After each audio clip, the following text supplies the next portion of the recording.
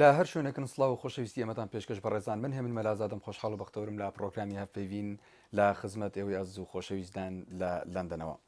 بەڕێزان بۆ پرۆگرامی هەفپەیوین ئەمجارە میوانداری بەڕێز بارۆنە نیکڵسنمان کردووە کە وەزیری پێشتری گەنجینەی بریتانیا و وەزیری پێشتری کاروباری دەرەوەی یەکێتی ئەوروپا و ئەندامی لۆرداتی بریتانی و سەرۆکی لیژنەی کاروباری دەرەوەی پەرلەمانی بریتانیا و هەروەها نێردراوی بازرگانی بریتانیا لە عێراق و سەرۆکی ڕێکخراوی ئەمارە لە عێراق و کوردستان. Welcome to the program. Thank you very much. Thank you. Let me start with the first question. What's AMAR doing at the moment for the refugee in Kurdistan region in Iraq? The future of the Kurdistan region, of course, you are split into several different pieces. Iranian Kurdistan, Iraqi Kurdistan, Turkish Kurdistan, and Syrian Kurdistan. I know very well Iraqi Kurdistan because I have been working there for many years now, both politically and in this extremely difficult human rights situation and for humanitarian aid right back to the early 1990s. I know the Syrian Kurds a little because they visited me at the start of ISIL in Parliament and asked for my help and support, which I gave, and I really don't know the Turkish Kurds at all. So I'm very, very committed to the future of the Kurdistan that I know, of which the one that I know very well indeed is Iraqi Kurdistan and the Kurdish people. And first let me apologize for not speaking Kurdish, which is a big gap in my education. It is said that your organization is currently helping 2 million of refugees. I chair the AMAR International Charitable Foundation. I have here our little annual report. Yeah. It's a wonderful charity, and we're in that office at the moment. We have about 12 people here in London working flat out. We have a couple in Washington in a very small one-room office, also flat out with volunteers. And then on the ground, we have a very, very well-established team, largely medical, but also teachers. And so what we do is health and education. For a number of years now, our main program in Kurdistan has been violence against women, gender-based violence program. And from that, we have developed with the ISIL crisis, the Daesh invasion, we have brought some of our medical work into Kurdistan for the first time. And I'm happy to say we've just completed the establishment of a very big health centre at the request of the Dohuk Governorate in Kanka camp. This will provide full public health provision, including some teaching on public health and medicine and medical, doctors and nurses and so on, for between about 18 and 30,000 of the Kanka refugees. I'm very happy about that. We've also been working at Erbil itself with thousands of the refugees who fled from Mosul into Erbil. Yeah. I was there the other day giving out gifts on behalf of Prince Charles, who is our patron to some of the Erbil refugees. So we are continuing that work in health in Erbil itself. And further south, some of the Mosul and Nineveh Plain people who fled under this appalling pressure from Daesh, in fact, to the holy shrine of Najaf.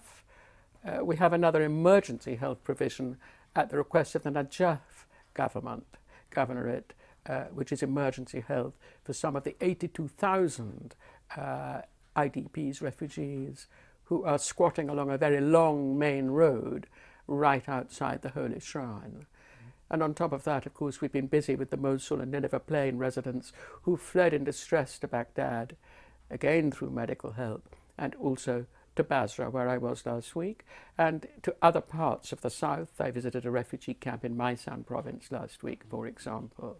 Yeah. The plight of those who have suffered under Daesh is unspeakable, and the world must do everything it can. We in the AMAR Foundation, we are stretching ourselves as far as possible to help in every way.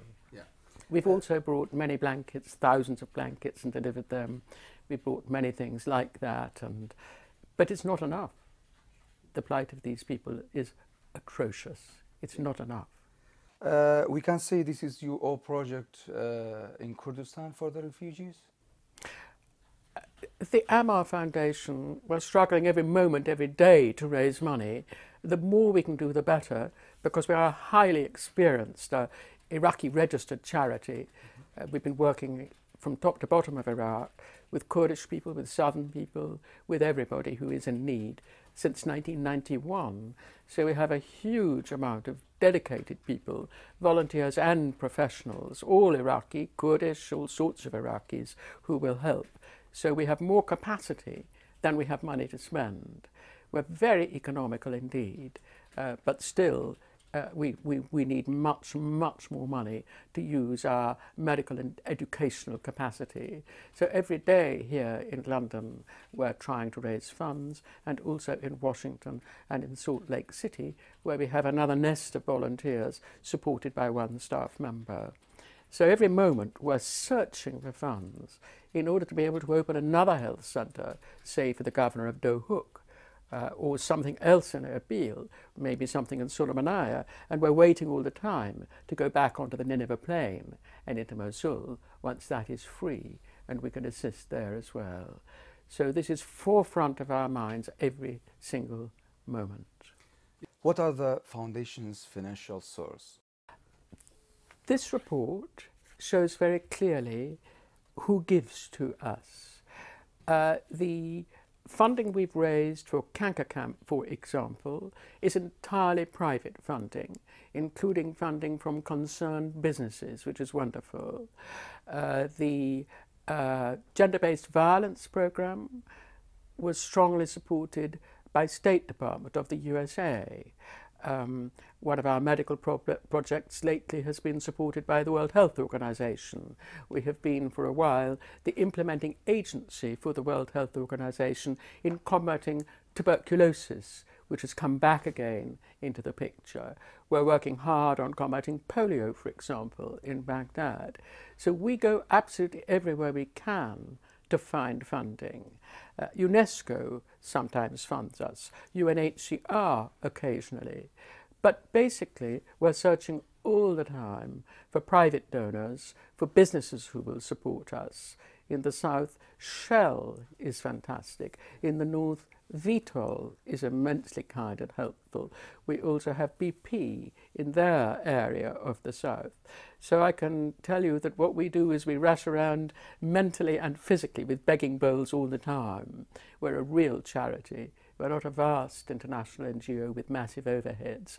Everything we can find goes straight to the field, where we have Kurdish and Iraqi staff entirely.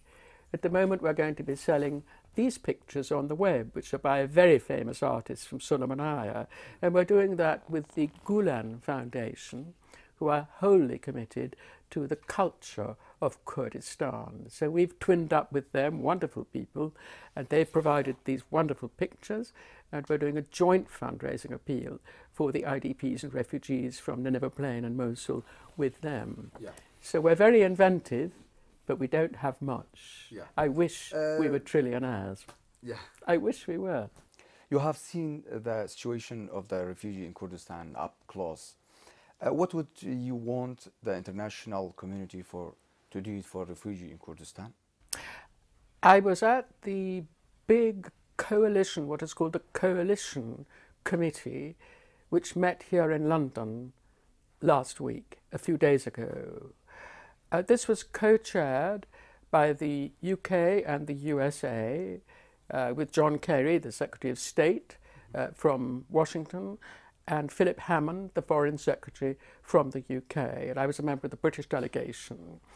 And we had 20 different nationalities there, all foreign ministers, plus their ambassadors. And people spent all day working out how to support Iraqi Kurdistan, or the whole of Iraq, how to push back the Daesh, and also how to help in Syria. So we had both the military, the generals, we had the foreign ministers, and we also had the ambassadors of 20 nations fully committed to assisting and supporting in this dreadful situation. I'm sure that they will be producing reports, so it's not for me to talk on their behalf. But I was heartened by the absolute commitment of everyone in those 20 nations to doing everything they could to get rid of Daesh, to wipe them out completely, pushing them back and getting them to change their ways or just somehow to disappear. Because this is a distortion of the way in which humans should treat each other. We're all taught that peace and prosperity are the foundation stone of a happy society, and yet here we have this death cult, killing, torturing, demolishing. It is a deep, deep stain on human history when this sort of thing happens, and sadly it does. We had Auschwitz and Belsen in Europe, we have this now, we have North Korea, whose activities are exactly the same as the Daesh but under another name. So from time to time this horror story of humanity reappears for almost no reason in different parts of the world, and the sufferers at the moment are Syria and Iraq. So the world has come together to push them out. Beginning of next month, you will manage a British investment conference in Erbil. Who will participate in that conference, and what kind of British investment would attend? About 5 years ago, I founded a second Iraqi registered NGO because I wanted to try to influence the possibilities of employment for young people. And really the only people who can make employment in a free society are business and industry, companies. There are some wonderful companies in KRG already, and they belong to the IBBC, the Iraq Britain Business Council, which is the name of the body I formed, registered as an NGO. And if I could include, for example, Hadi Nazir and his family with UB Holding, fantastically successful business. Then also Dar Al-Kayat, the chairman of the Chamber of Commerce of Erbil, and he will be the main host with myself and the Iraqi Business Council people at the conference coming up on the 1st and 2nd of March. This is my third mission with business people to Erbil since June of last year. It seemed to me enormously important to try to push forward with business and industry, because if you lose that, then you just become a catastrophic place, which is only, as it were, full of refugees and IDPs. On top of that, the businesses themselves, these businessmen and women are very concerned about the IDPs. So they will be giving already, they will be supportive. In other words, bringing the whole of society together, not just humanitarian, but also the future, which is business and industry. So the name of the organisation I founded is the Iraqi Britain Business Council, Iraq Britain Business Council. And you will see that we have a fantastic membership already. We have, I think, about 60 members, and that includes incoming chambers of commerce from the whole of Iraq. So the foundation of this conference will be 5 member delegations from all 18 governorates of Iraq brought by their chambers of commerce. And these are the big businesses that I'm bringing in to Iraq and to KRG. And the purpose of the Chambers of Commerce, therefore, is that they bring businesses who want to do business with international companies. We have American companies, we have Italian companies, we have German companies, Austrian, and the basis of it is British companies. So it's a good multinational body, but coming out of here. And therefore, the purpose of the whole conference is more business. And these businesses will employ, train and offer futures for KRG's young people. How many British companies are in Kurdistan, and in what sector are working? I am not sure how many British companies are in Kurdistan. All I can tell you is what the Iraqi Britain Business Council is doing there. And what we are doing is working very, very closely with UB Holding and with the Chamber of Commerce, and our whole effort is designed to bring more international business into KRG, because that's the way forward for young people. Without jobs and futures, you're completely lost.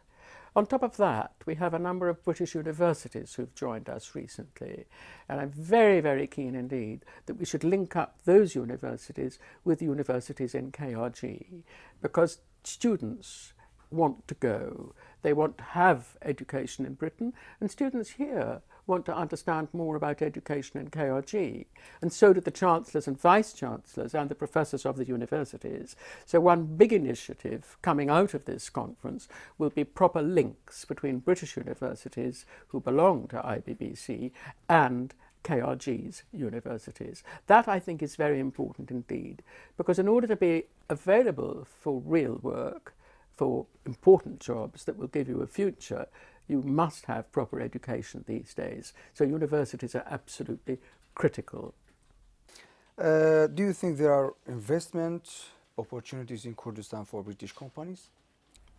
There are very big investment opportunities for British companies in Kurdistan, and my effort is designed to push those British companies and to push the Kurdish authorities and businesses to bring the two together, so that at last they get round the same table, have a coffee on me, and actually do the business. I don't want them far apart from each other, one here, one there, and not actually meeting up and getting on with the work. I'm delighted that this effort, this small not-for-profit organisation, the Iraq-Britain Business Council, we've managed to achieve much business for our members and for Iraqi and Kurdish businesses. I'm really happy about that, because that brings jobs and futures, particularly for young people. Are there other companies interested in going to invest in the Kurdistan regional? Certainly there are companies planning to invest in Kurdistan more than they are already. For example, Bywaters, a huge water company, is busy building up a really powerful contract with KRG, with the authorities, with the government. And there are others that I can tell you about, very, very exciting potential developments. I think construction is a powerful sector, construction and infrastructure. And of course we have a number of members such as CCC, the biggest Middle East construction companies in the world, and others which are very, very important in terms of buildings, of bridges, of roads. There's a huge amount of building needed in KRG. And particularly since it's unlikely, sadly, that the IDPs, the refugees, will be going home very soon. It is crucial to build, to provide a housing for them as well. So this is a very difficult time, and I applaud the KRG, the government in Erbil, and the Kurdish people for their strength and stability under this atrocious onslaught from the Daesh monsters. In the recent report of the Foreign Affairs Committee, you say that Britain should improve its relations and embrace in the Kurdistan regional before other countries do. Do you think the UK hasn't paid the right attention to the Kurdistan region? I was happy to see the Select Committee for Foreign Affairs from the House of Commons publishing a report last week which pushed Britain and British industry and British government to do more in Iraqi Kurdistan. I totally support that view, which is why I've been 3 times recently with businesses to Iraqi Kurdistan in order to achieve just that. And again, I'm going for my 4th visit in a couple of weeks' time, and I'm pushing very hard indeed, encouraging British businesses and encouraging KRG people to connect effectively. That's what these missions and conferences are all about. I do them as a volunteer because I believe that the two sides work very, very well together.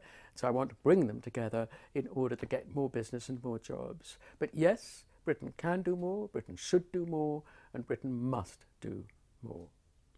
Are the strongest business or political relations between the UK and Kurdistan regional? The political engagement between Iraqi Kurdistan and the British government is very good. We have the good fortune of having at least one Kurdish-born Member of Parliament, Nadim Sadawi, who's now the Member of Parliament for Shakespeare's birthplace, which is rather nice.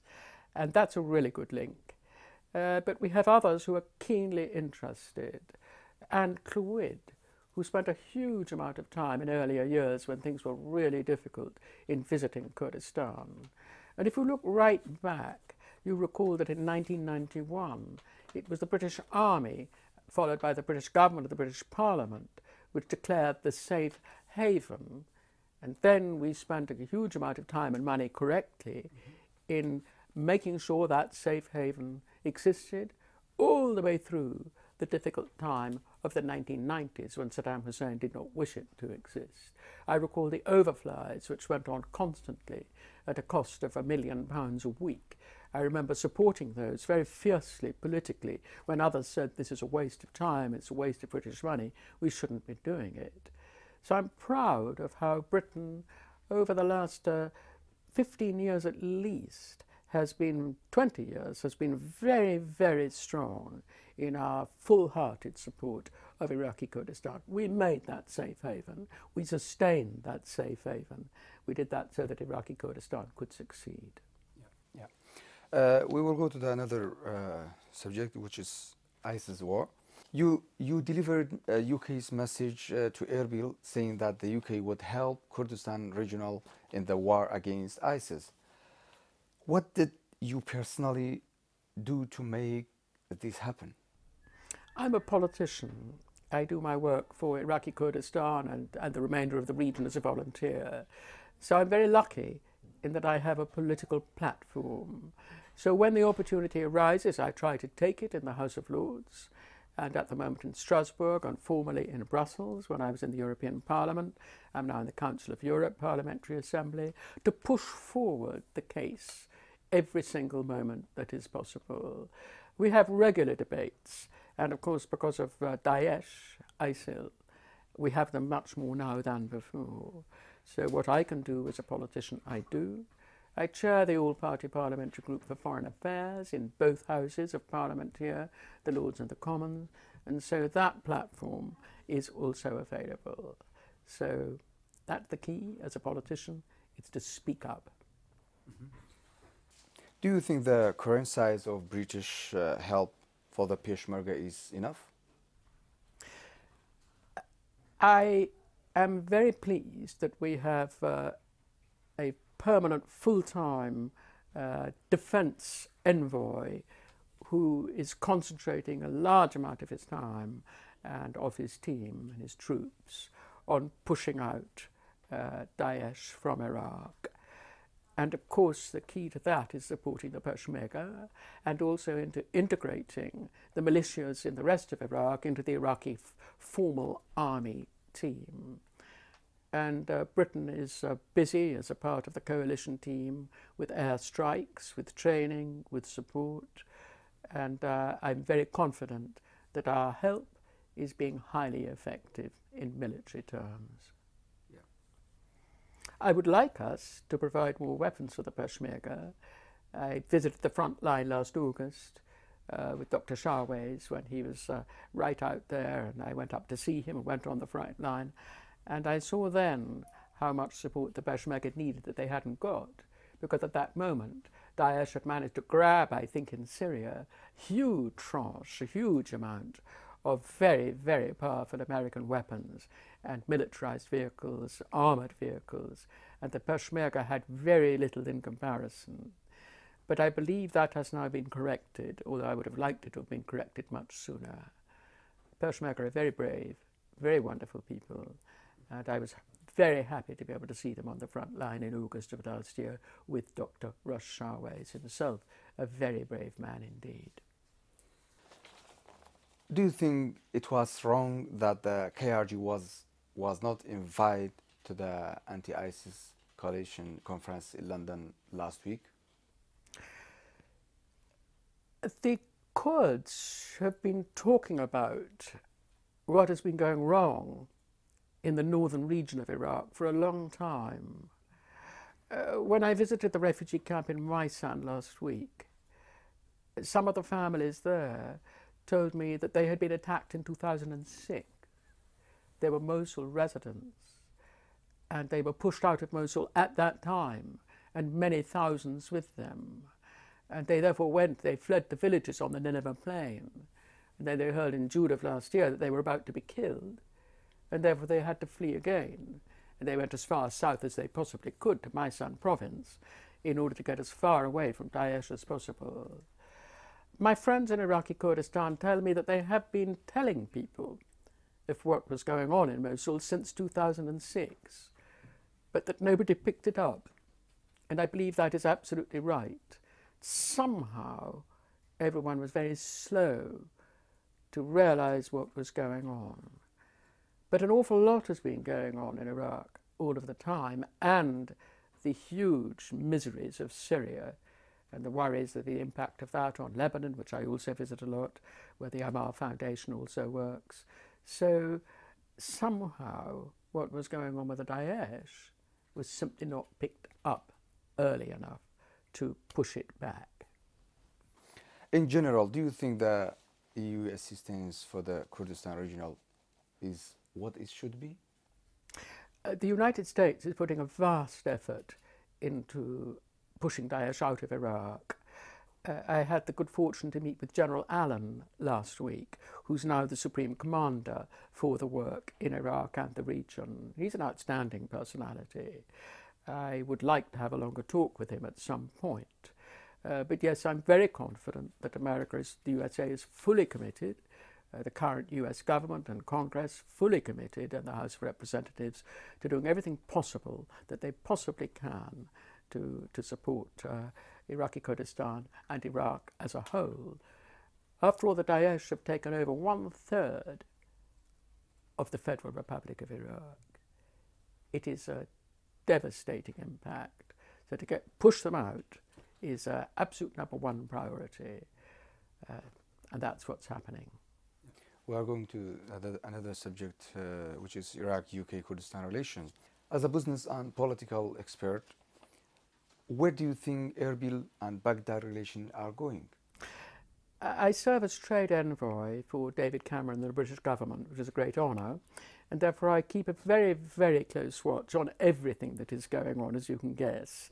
And I was really delighted when Hoshyar Zebari became finance minister and managed to broker the deal at last between KRG, between Erbil and Baghdad. I'm very, very, very pleased indeed, and with the financial arrangements that has been made. And I can only hope that my fellow politicians in Parliament in Baghdad will this year get that budget through as fast as possible. Last year the Parliament failed to pass the 2014 budget at all. And it wasn't just KRG that suffered, it was every single governorate throughout the entirety of the Federal Republic of Iraq. So the whole country suffered through parliamentarians' failure to pass the budget. Let us hope, and indeed more than hope, let us pray very hard indeed, that the 2015 budget skims through beautifully and is implemented, because absolutely crucial that that should happen. And I was in Basra, as I think I said last week, and the day after I met the Basra governor, he went up to Baghdad to negotiate for Basra governorate. I think they're going to get $2 a barrel, and he went up there to push for more. So Hoshyar Zebari must have his hands full, and thank goodness he's in post. He's a wonderful person. It is said that you think the relationship between the Erbil and Baghdad should similar to that between Scotland and London, where the KRG can threaten Baghdad and now again, but should not separate. Is this true? Separation or remaining as a federation is something that is entirely up to the people of the federation to decide. It is not for me, as a foreign politician, to comment on that. It's absolutely, in a democracy, the right of the people themselves to decide. And at the moment, it would seem that a more comfortable arrangement has been made, with perhaps a greater stress on federalism and less on centralisation. Well, as a politician, I'm firmly in favour of decentralisation. which is why I was very strongly promoting greater freedoms for Scotland recently, but not a complete split. I have to say that in the modern world, I think it is a bit of a mistake to carve up a state into smaller pieces, because the smaller pieces become highly vulnerable. But I'm very, very much in favour of consistent, continuous decentralisation. It's much, much more important to get decisions made as close as possible to where something is happening and not somewhere miles away in some capital city. So decentralisation is my own perspective, is what I see as a population preferring. And so you just want to have the centre for the things that you need in a federal republic, such as defence and security, for example. I'm not sure that I would feel very happy for the Peshmerga if they were the only people fighting Daesh, for example. Although the Iraqi army has not yet proved its worth, has not yet perhaps done what it could be doing, nonetheless it is coming back up again and has already got the support of the US, the UK and regional governments. So it is as a whole state that support is coming. And I think to throw that away is a dangerous thing to do. So in essence, as a politician, I believe in decentralisation to the hilt, as far as you can possibly go on decentralisation, but not imagining that very small states, unless they are monstrously wealthy, can actually handle defence and security, and in some instances, foreign policy. But I say again, that is for the people of Iraq and Iraqi Kurdistan to decide, certainly not for me as a non-citizen. Do you think that by its economic and political pressures, Baghdad is pushing the Kurdistan regional towards separation? I believe that Baghdad is working hard on decentralization for the whole of the Federal Republic of Iraq, which of course includes KRG, includes Basra, which is a very independent-minded place as well, and includes some of the other very strong governorates. I had the benefit of a private meeting with Prime Minister Abadi last week, when Foreign Minister Mr. Dafrari was there also, and I came away very confident that they had a very balanced view of how the future of Iraq could progress satisfactorily with decentralization and in a strong federation.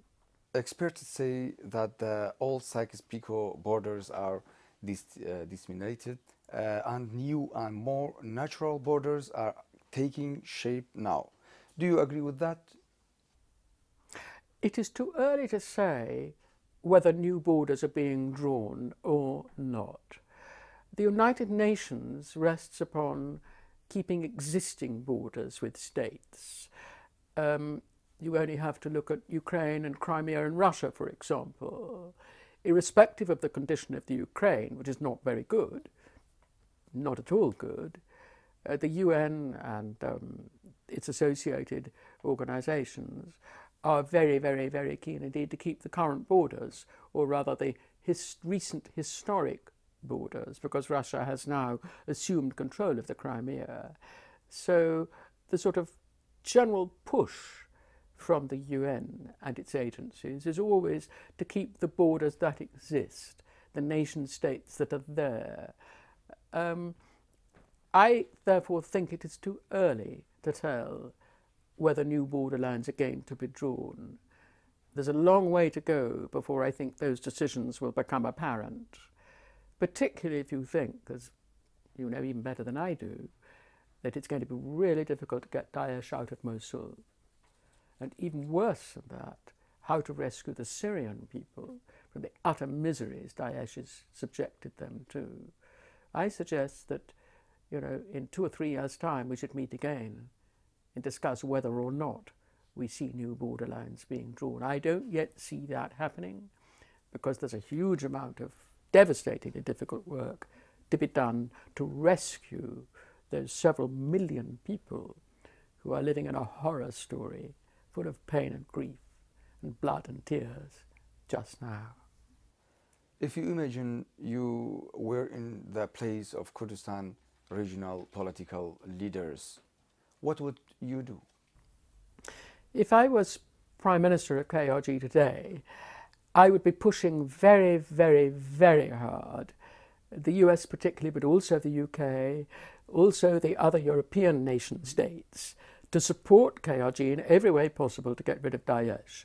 I would also be working intensively hard with Prime Minister Abadi and with his ministers, using particularly Dr. Shahwez, using Hoshi Azabari, using all the elements that KRG has inside Baghdad itself to smooth down those awful barriers that existed, which held back the development of both sides, which held back KRG and held back Baghdad. Internal conflict has no place when there's a real enemy, not just outside, but actually inside the front door.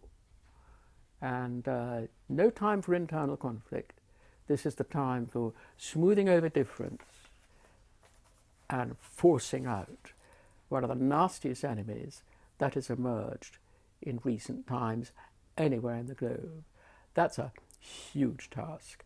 For that, the USA, Britain, European member states and regional governments are crucially needed. So that would be my job were I the Prime Minister.